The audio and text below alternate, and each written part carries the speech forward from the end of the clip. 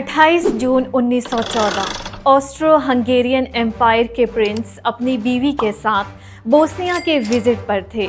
वो अपनी गाड़ी में रोड से गुजरते गुजरते लोगों को हाथ हिलाते जा रहे थे कि एक मकाम पर उनके ड्राइवर ने गाड़ी को गलत गली में मोड़ दिया। हालांकि ये टर्न गलती से लिया गया था, लेकिन किसको मालूम था कि महज सिर्फ गलत गली में आने का अंजाम दुनिया को वर्ल्ड वार 1 की सूरत में देखना पड़ेगा, जिसमें 4 करोड़ लोगों की मौत और अरबों डॉलर्स का नुकसान हुआ।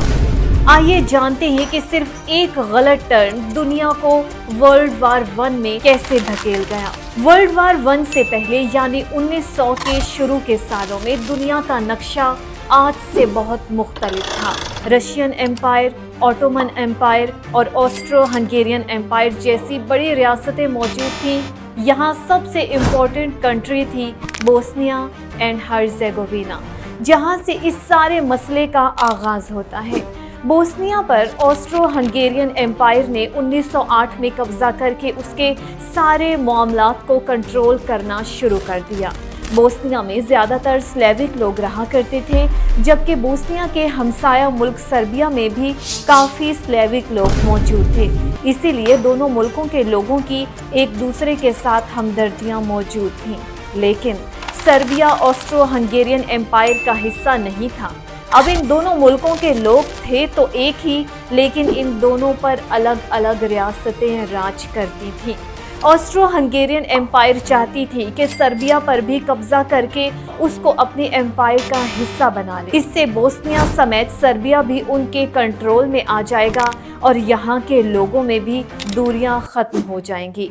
लेकिन यहाँ के लोग ऐसा नहीं चाहते थे। स्लेविक लोगों में ऑस्ट्रो हंगेरियन एम्पायर के इस प्लान को लेकर काफ़ी गम गुस्सा पाया जाने लगा। उनकी ख्वाहिश थी कि सर्बिया, बोस्निया एंड हर्जेगोविना, जहाँ स्लेविक लोग रहते हैं, ये सब एक आज़ाद मुल्क बना लें, जिसे ग्रेटर सर्बिया या फिर यूगोस्लाविया का नाम दिया जाए। लेकिन फिलहाल उनके पास ऑस्ट्रो हंगेरियन एम्पायर से नफरत करने के सिवा कोई ऑप्शन नहीं था। शायद ऑस्ट्रो हंगेरियन एम्पायर सर्बिया पर हमला कर भी लेती, लेकिन उनको डर था रशिया से, क्योंकि रशिया नहीं चाहता था कि ऑस्ट्रो हंगेरियन एम्पायर इस रीजन में ज़्यादा ग्रो करे। इसलिए रशिया से लड़ने के लिए ऑस्ट्रो हंगेरियन एम्पायर ने जर्मनी को अपने साथ मिलाकर उनको बैकअप पर रख दिया और रशिया ने फ्रांस के साथ अलायंस बना ली। वहाँ सर्बिया और बोस्निया के नेशनलिस्ट ने आहिस्ता आहिस्ता अपनी आज़ादी के लिए ऑर्गेनाइजेशंस बनाना शुरू कर दी। पहले तो इन ऑर्गेनाइजेशंस का मकसद सिर्फ ऑस्ट्रो हंगेरियन एम्पायर के खिलाफ प्रोटेस्ट करने का था, लेकिन वक्त के साथ साथ ये मिलिटेंट ऑर्गेनाइजेशंस में तब्दील होकर खून रेजी पर उतर आई। इसी दौरान एक और तंजीम वजूद में आई, जिसे ब्लैक हैंड का नाम दिया गया। इस तंजीम का नारा था कि वो ग्रेटर सर्बिया या यूगोस्लाविया बनाकर ही दम लेंगे। अपने मकसद को पूरा करने के लिए ये तंजीम, ये ऑर्गेनाइजेशन किसी की जान लेने को भी तैयार थी। इसी बीच एक 19 साल का लड़का गैब्रिलो प्रिंसिप भी था, जो हमेशा से आज़ाद मुल्क यूगोस्लाविया का ख्वाब देखा करता था। उसने भी ब्लैक हैंड ऑर्गेनाइजेशन को ज्वाइन कर लिया और अब वो लोग दिन रात काम करने लगे। किस तरह ऑस्ट्रो हंगेरियन एम्पायर से बदला लिया जाए और उनसे जान छुड़ाई जाए। उन्होंने कई मर्तबा ऑस्ट्रो हंगेरियन एम्पायर के ऑफिशियल्स पर हमले भी किए, लेकिन उनको किसी भी तरह एम्पायर से छुटकारा नहीं मिल रहा था। फास्ट फॉरवर्ड करके आते हैं 1914 में। इसी बीच उनको खबर मिली कि ऑस्ट्रो हंगेरियन एम्पायर का Prince arch Duke Franz Ferdinand Bosnia visit करने वाला है। ऑस्ट्रियन एम्पायर का प्रिंस अपनी एम्पायर का बादशाह बनने वाला था और सर्बिया पर कब्जा करने का सारा प्लान भी उसी का था। ब्लैक हैंड ऑर्गेनाइजेशंस के मेंबर्स को किसी भी सूरत इस प्रिंस को किंग बनने से रोकना था। ये खबर मिलते ही ब्लैक हैंड के मेंबर्स खुश हुए और उनके दिमाग में एक खतरनाक प्लान जन्म लेने लगा। सबसे पहले प्रिंस आर्च ड्यूक के विजिट वाले दिन उसके रूट का पता लगाया गया। मालूम पड़ा कि वो सिटी हॉल में एक नए म्यूजियम के इनॉग्यूरेशन करने वाले हैं। ब्लैक हैंड के मेंबर्स ने प्लान बनाया कि उनके 3 लोग मुख्तलिफ लोकेशन पर लोगों के हुजूम में खड़े होंगे प्रिंस की गाड़ी जिस मेंबर के सामने से भी गुजरेगी वो पहले ग्रेनेड फेंकेगा और फिर साइनाइड पिल यानी कि जान लेने वाली दवाई खाकर पास मौजूद दरिया में कूद जाएगा। ऐसा इस वजह से किया जा रहा था क्योंकि ब्लैक हैंड एक सीक्रेट ऑर्गेनाइजेशन थी और वो नहीं चाहते थे कि किसी भी तरह उनके प्लान्स का किसी को पता चल सके। जहां ब्लैक हैंड के मेंबर्स ये सारा प्लान बना रहे थे, वहीं गैब्रिएलो प्रिंसिप, जिसमें बचपन से ही आज़ादी का जुनून सवार था, वो प्रिंस को मारने के लिए अपना अलग प्लान बना रहा था।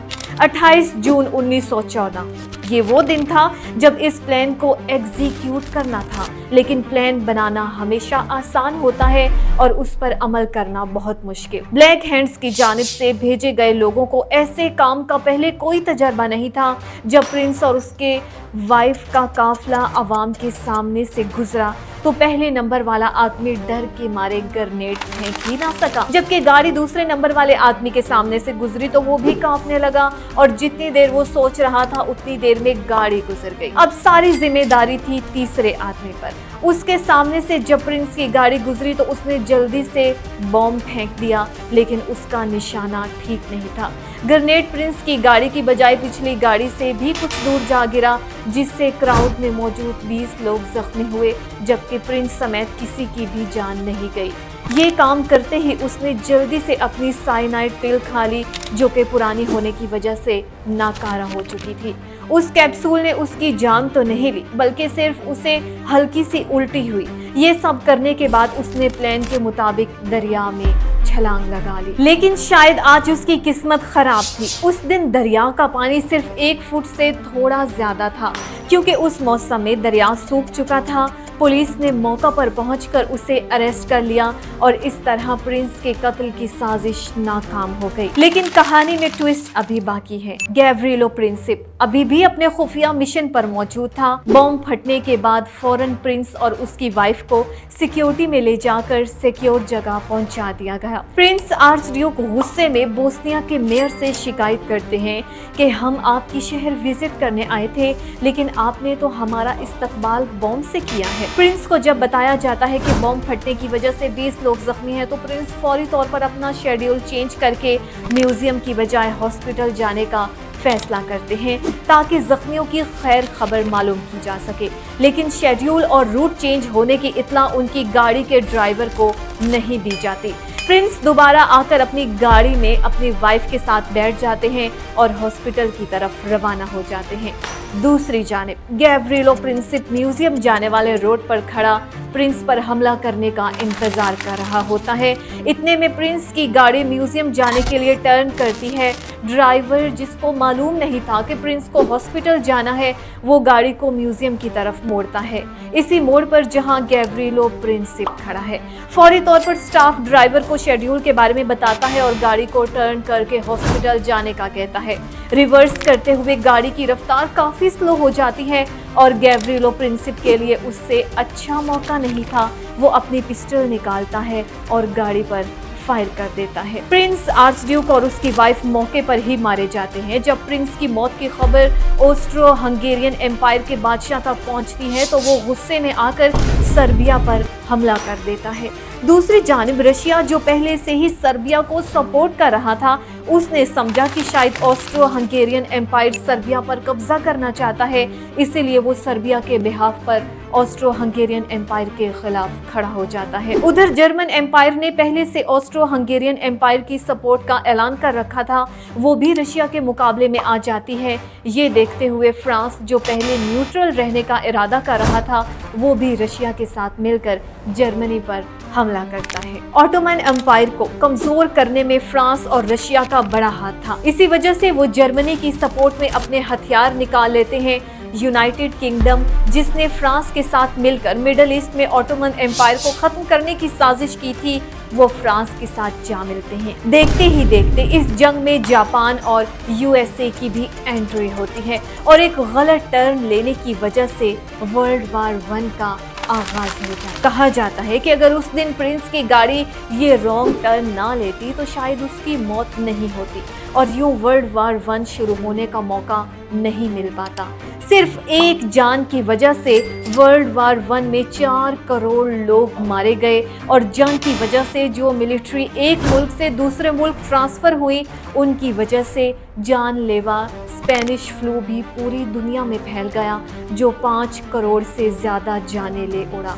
इस सब के अलावा जो पूरी दुनिया को इकोनॉमिक इश्यूज़ का सामना करना पड़ा और जो फाइनेंशियल लॉस हुआ, उसका अंदाज़ा लगाना भी काफ़ी मुश्किल है। वैसे आपको एक फ़न फैक्ट बताते चलें कि वर्ल्ड वार वन का सीज़ फायर प्रिंस की मौत के 4 साल के बाद 11 नवंबर 1918 को साइन किया गया था, यानी 1118, और प्रिंस आर्च ड्यूक की गाड़ी का नंबर भी 1118 ही था। क्या ये वाकई ही कोई कोइंसिडेंस है या फिर इसके पीछे भी कोई बहुत बड़ी साजिश थी? हमें कमेंट सेक्शन में ज़रूर बताइएगा।